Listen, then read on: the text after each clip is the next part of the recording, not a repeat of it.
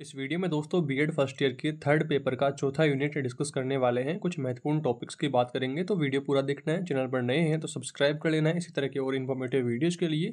और तीसरे पेपर को दोस्तों कंप्लीट देखने के लिए आपको प्लेलिस्ट ऑप्शन पर जाना है। प्लेलिस्ट में वहाँ पर कंप्लीट पेपर के आप यूनिट वाइज यूनिट वीडियो देख पाओगे। यहाँ पर दोस्तों बात करते हैं, पहला महत्वपूर्ण टॉपिक आता है समूह परिचर्चा की सीमाओं का उल्लेख करना है। इसमें देखिए पहला बिंदु है कमजोर छात्रों के लिए अनुपयुक्त है। इसमें उच्च स्तर की मानसिक क्रियाएं जैसे चिंतन, मनन, तर्क आदि दिए जाते हैं। कमजोर छात्र इन क्रियाओं को करने में स्वयं को असमर्थ पाते हैं। दूसरा बिंदु है इसमें प्रतिभावान छात्रों का प्रभुत्व इसमें स्थापित रहता है। प्रतिभावान छात्र ही विचार विमर्श करके अपना प्रभुत्व जमाए रखते हैं। कारण यह है कि इनकी स्मृति अच्छे स्तर की तथा शब्द भंडार पर्याप्त मात्रा में होता है। वे उच्च मानसिक क्रियाएं जैसे चिंतन तथा तर्क आसानी से कर सकते हैं।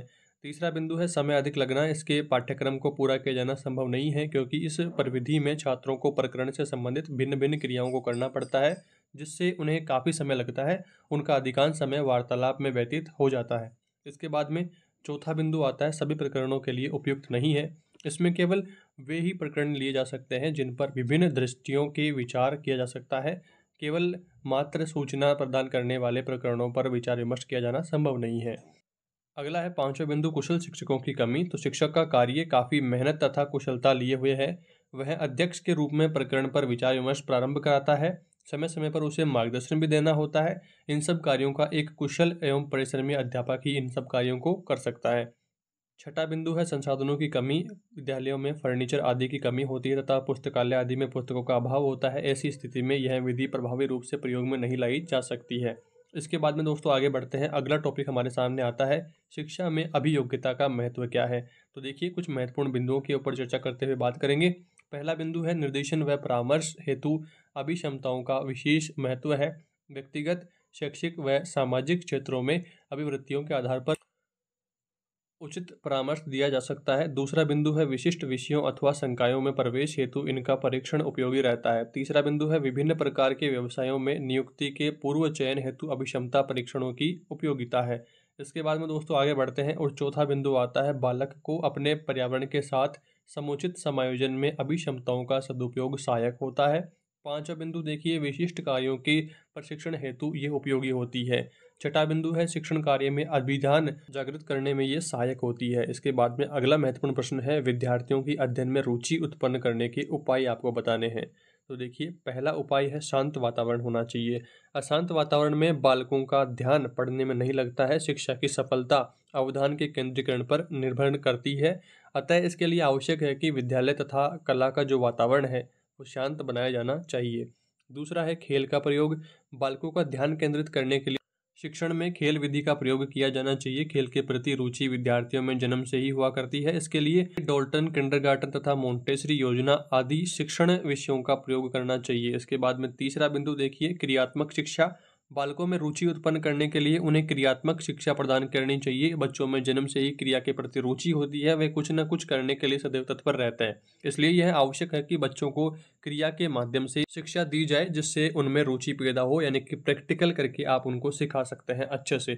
इसके बाद में देखिए चौथा बिंदु बालकों का मानसिक स्तर।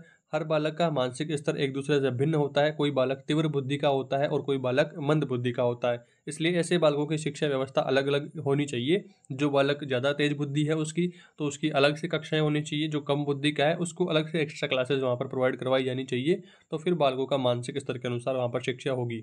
इसके बाद में पांचवा बिंदु है विषय परिवर्तन। बालक स्वभाव से चंचल होते हैं। इनके लिए किसी विषय को अधिक देर तक पढ़ना कठिन होता है। इसलिए शिक्षकों को चाहिए कि समय अनुसार विषय में परिवर्तन करके बच्चों की चंचलता की प्रवृत्ति को संतुष्ट करने का प्रयास करें, जिससे कि बालक पढ़ाई के प्रति अपना अवधान केंद्रित कर सकें। इसके बाद में छठा बिंदु है निरस विषयों को सरल बनाना। शिक्षकों को चाहिए कि वह ऐसे निरस विषयों को सरल तथा रोचक बनाने का प्रयास करे कि बालक उन पर उचित ध्यान दे सके।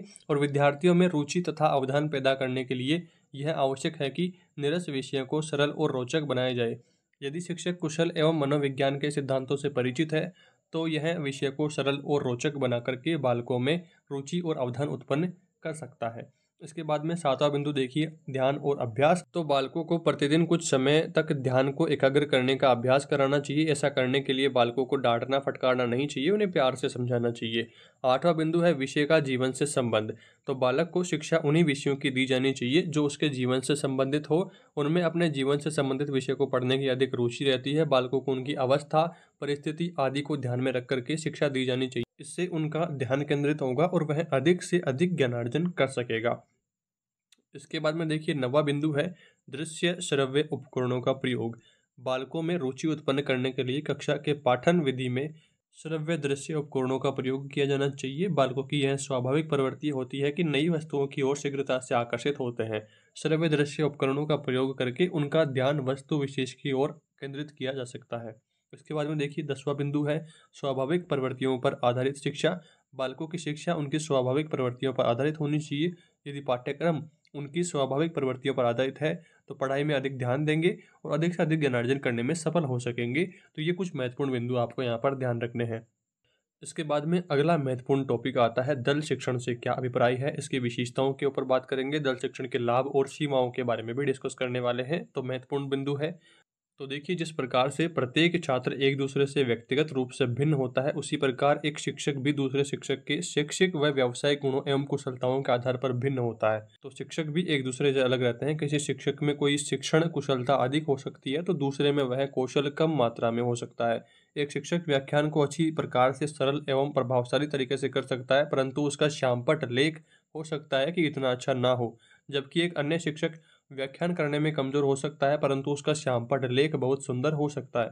यदि छात्रों को सभी शिक्षकों के शिक्षण कौशलों का लाभ एक ही प्रकरण के अधिगम में मिल सके तो छात्रों को अधिक लाभ होगा। इसी प्रकार कुछ प्रकरण ऐसे होते हैं जो एक से अधिक विषयों से संबंधित होते हैं। ऐसे प्रकरण के अध्ययन में यदि संबंधित विषयों के सभी अध्यापकों द्वारा शिक्षण किया जाए तो ऐसा शिक्षण अधिक प्रभावपूर्ण होगा और छात्रों को अधिक लाभ मिल सकेगा। इसी तथ्य को ध्यान में रखते हुए अमेरिका में 1950 से 1960 के दशक में दल शिक्षण या टोली शिक्षण या टीम टीचिंग का विकास वहाँ के शिक्षाविदों के द्वारा किया गया। दल शिक्षण के अर्थ की बात करते हैं तो दल शिक्षण या टोली शिक्षण का आशय ऐसे शिक्षण से है जिसमें एक से अधिक अध्यापक मिलकर के अपनी अपनी योग्यता व कौशल के उपयोग करते हुए एक कक्षा में एक साथ शिक्षण करवाते हैं। इसके बाद में दोस्तों इसी से संबंधित डेविड वार्विक ने यहाँ पर परिभाषा दी है।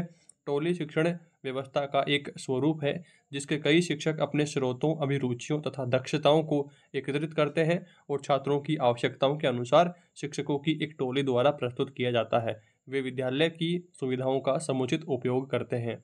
इसी के साथ में कार्लो आल्सन ने भी एक परिभाषा दी है कि दल शिक्षण अनुदेशन परिस्थितियों को उत्पन्न करने की एक प्रविधि है जिसमें दो या दो से अधिक अध्यापक अपने कौशल तथा शिक्षण योजना का छात्रों के एक समूह के शिक्षण में सहयोग करते हैं, जिसमें लचीली योजना प्रयोग में लाई जाती है जो किसी विशिष्ट अनुदेशन की आवश्यकता भी बदली जा सकती है। और यहाँ पर दोस्तों सेफलिन तथा ओल्ड्स ने भी एक परिभाषा दी है कि दल शिक्षण एक अनुदेशनात्मक संगठन है जिसमें अध्यापकों को कुछ छात्र सौंप दिए जाते हैं। इन छात्रों के समूह को दो या दो से अधिक अध्यापक एक साथ मिलकर के प्रयत्न करते हुए शिक्षा देते हैं। तो इस तरह से कुछ परिभाषाएं हैं, मोटी मोटी आपको यहाँ पर ध्यान रखना है। इसके बाद में दोस्तों बात करते हैं इसकी विशेषताएं क्या क्या है दल शिक्षण की। तो पहली विशेषता है कि टोली शिक्षण में एक कक्षा को एक साथ एक से अधिक अध्यापक शिक्षण कार्य करते हैं। दूसरा बिंदु है कि इस प्रकार के शिक्षण में सभी अध्यापक अपने अपने विशिष्ट शिक्षण कौशल को प्रदर्शित करते हैं। तीसरा बिंदु है कि इस शिक्षण में शिक्षण करने वाले शिक्षक एक व्यवस्थित क्रम में अपने अपने अंश का शिक्षण कार्य करते हैं। चौथा बिंदु है इसमें कक्षा शिक्षण का उत्तरदायित्व एक शिक्षक का न होकर के पूरी टोली या फिर सामूहिक रूप से होता है।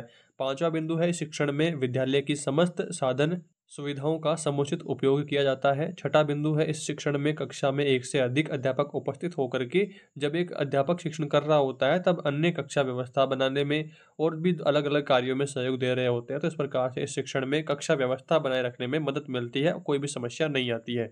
इसके बाद में सातवां बिंदु देखिए विभिन्न शिक्षण कौशलों में पारंगत एक से अधिक शिक्षकों के द्वारा शिक्षण करने से छात्रों को अधिक लाभ भी मिल सकेगा। अब टोली शिक्षण के दोस्तों लाभ की अगर हम बात करें तो लाभ तो क्या रहेगा कि अगर ग्रुप में टीचिंग होगी तो हर जो विद्यार्थी है उसके सभी कौशलों का विकास हो पाएगा। किसी टीचर में कुछ कमियां हैं तो दूसरा टीचर उस कमियों को दूर करके ग्रुप टीचिंग में सारी कमियां दूर हो जाएंगी। और दोस्तों इसका जो डिसएडवांटेज है यानी कि दोष है तो वो ये है कि जो सारे टीचर एक साथ पढ़ाएंगे तो उनमें समझ आए सभी स्टूडेंट्स को ये पॉसिबिलिटीज़ कम रहेंगी, क्योंकि जो प्रतिभाशाली बच्चे रहेंगे वही जल्दी जल्दी सभी टीचर्स की बातों को कैच कर पाएंगे। अब कोई कमज़ोर विद्यार्थी है तो उसको दोस्तों फिर वो सारे टीचर्स की एक साथ बातें समझ नहीं पाएगा। तो इस तरह से जो एडवांटेज हैं और डिसएडवांटेज सभी के बारे में आप डिटेल में लिख पाएंगे। इसके बाद में दोस्तों बात करते हैं, अगला टॉपिक हमारे सामने है प्रतिभाशाली बालक कौन से होते हैं। प्रतिभाशाली बालकों की दोस्तों बात अब हम करने वाले हैं। प्रतिभाशाली बालक किसी राष्ट्र की अमूल्य निधि होते हैं। उन्हीं के शक्तियों से समाज तथा राष्ट्र फलता फूलता है। इसलिए प्रत्येक सभ्य समाज और राष्ट्र अति प्राचीन काल से प्रतिभा संपन्न बालकों के मानसिक विकास पर बल देता रहा है। प्रतिभाशाली बालक जन्म से ही प्रखर बुद्धि के कारण अलग से ही पहचाने जाते हैं। प्रतिभाशाली बालक ऐसे काम करते हैं जो घर पर अपने माता पिता को, विद्यालय में अपने अध्यापकों को और साथियों को तथा समाज को आश्चर्यचकित कर देने वाले होते हैं। इसके बाद में प्रतिभाशाली बालकों की जो कुछ परिभाषाएं हैं उनकी बात करते हैं। तो शम्पसन तथा ल्यूकिंग के अनुसार एक परिभाषा दी गई है कि प्रतिभाशाली बालक वे हैं जिनका नाड़ी संस्थान श्रेष्ठ होता है, जिनके द्वारा वे ऐसे कार्य सफलता के साथ लेते हैं जिनमें उच्च स्तरीय बौद्धिक विचारशीलता व सृजनात्मक कल्पना तथा दोनों की आवश्यकता पड़ती है। किर्क ने परिभाषा दी है कि प्रतिभा संपन्न वह श्रेष्ठ योग्यता है जिसके द्वारा तथ्यों, विचारों तथा संबंधों के साथ सफलतापूर्वक कार्य किया जाता है। वह कार्य करने की श्रेष्ठ योग्यता चाहे उच्च बुद्धिलब्धि से प्राप्त होती हो या फिर सृजनशीलता से। कोल्सनिक ने एक परिभाषा दी है कि वह हर बच्चा हो, अपने आयु स्तर के बच्चों में किसी योग्यता में अधिक हो और हमारे समाज के लिए कुछ महत्वपूर्ण नई देन दे। तो प्रतिभाशाली बालक है, कुछ भी नया यहाँ पर कर दे तो वो क्या है, प्रतिभाशाली बालक है। इस प्रकार से प्रतिभाशाली बालक हर कार्य को सफलता के साथ संपन्न करता है तथा एक विशिष्ट क्षेत्र में विशिष्ट योग्यता प्रदर्शित करता है। अब बात करते हैं प्रतिभाशाली बालकों की विशेषताओं के बारे में। तो पहली क्या है, शारीरिक विशेषता की बात करते हैं। तो सामान्य बालकों की अपेक्षा इन बालकों का स्वास्थ्य अच्छा होता है। ये जल्दी चलना, बोलना और पढ़ना लिखना सीख जाते हैं। इनकी ज्ञानेंद्रियां तीव्र होती है। दूसरा है मानसिक विशेषताएं। इन बालकों की बुद्धिलब्धि सामान्यतः 130 से अधिक होती है। ये अन्य बालकों से जल्दी सीख जाते हैं। ये सामान्य कार्यों को अधिक सफलता के साथ में संपन्न करते हैं। समाज, घर व विद्यालय में इसकी निष्पत्तियां अच्छी रहती है। इसके बाद में तीसरा बिंदु आता है मानसिक स्वास्थ्य के बारे में। तो प्रतिभाशाली बालकों का मानसिक स्वास्थ्य उत्तम होता है। टर्मेन ने 1945 में एक अध्ययन के द्वारा बताया था कि 1528 प्रतिभाशाली जो बालक है उनमें से 85% बालक मानसिक स्वास्थ्य उत्तम, 10% का सामान्य और 5% का सामान्य से खराब होता है। उसके बाद में देखिए चौथा बिंदु है रुचियां तथा रुझान। प्रतिभाशाली बालकों के रुचि के विविध क्षेत्र होते हैं। वे अपने आसपास की वस्तुओं को देख करके उनके बारे में सूक्ष्म अध्ययन तथा चिंतन करते हैं। वे अपने रुचि के कार्यों को बड़े धैर्य और लगन के साथ में करते हैं। इसके बाद में पांचवा बिंदु है कि मानवीय गुण। प्रतिभाशाली बालकों में सहयोग, सहिष्णुता, ईमानदारी, दयालुता तथा परोपकार जैसे मानवीय गुण अपेक्षाकृत अधिक होते हैं। छठा बिंदु है खेलकूद। प्रतिभाशाली बालक सामान्यतः खेलों में भाग न लेकर के मानसिक चिंता युक्त विवादों में भाग लेना पसंद करते हैं, लेकिन ऐसे बालक अधिक खेलकूद में भाग लेते हैं तो उनमें अच्छी सफलता प्राप्त करते हैं। सातवां बिंदु है पारिवारिक जीवन। प्रतिभाशाली बालक बड़े होकर के अच्छा पारिवारिक जीवन बिताते हैं। ये बड़े होकर के शादी करते हैं, बच्चे कम पैदा करते हैं, इनमें तलाक कम होता है तथा सुखी पारिवारिक रूप में रहते हैं। ये परिवार के अन्य सदस्यों के साथ में समायोजन कर लेते हैं। इसके बाद में बात करते हैं आठवां, यहाँ पर विशेषता है कि व्यवसाय। प्रतिभाशाली बालक बड़े होकर के अपने व्यवसाय में बड़ी सफलता प्राप्त करते हैं क्योंकि इनके समायोजन करने की क्षमता अधिक होती है। नवा बिंदु है अध्ययन की योग्यता। प्रतिभाशाली बालकों में अध्ययन की योग्यता अधिक होती है। ये कम समय में अधिक पाठ्य वस्तु को समझने की क्षमता रखते हैं, सीखने की क्षमता रखते हैं। इनकी कार्य क्षमता भी अधिक होती है। और इनके बाद में 10वां बिंदु है मार्ग प्रदर्शन की कम आवश्यकता। प्रतिभाशाली बालकों को किसी कार्य को करने के लिए मार्ग प्रदर्शन की कम आवश्यकता होती है। किसी कार्य को शुरू में बताने भर की आवश्यकता होती है क्योंकि इनमें जो साधारण बालकों की अपेक्षा सूझबूझ और अनुभव का लाभ उठाने की क्षमता अधिक होती है। 11वां बिंदु है यहाँ पर कि जिज्ञासु प्रवृत्ति। प्रतिभाशाली जो बालक हैं उनमें प्रत्येक नई बात सीखने की जिज्ञासा बनी रहती है। तो इस तरह से आपको ये जो पॉइंट है प्रतिभाशाली बालकों के कुछ बिंदु विशेषताएं ध्यान रखनी है। चौथे यूनिट के इन बिंदुओं को दोस्तों आपको जरूर से याद कर लेना है। आई होप आपको वीडियो पसंद आया होगा। अगर पसंद आया है तो लाइक जरूर करें, अपने दोस्तों तक भी शेयर करें और आगे आने वाले इंपॉर्टेंट वीडियोज के लिए चैनल को सब्सक्राइब कर लीजिए, बेल नोटिफिकेशन भी ऑन कर लीजिए। जल्दी मिलेंगे दोस्तों अगले यूनिट के साथ। Thanks for watching this video.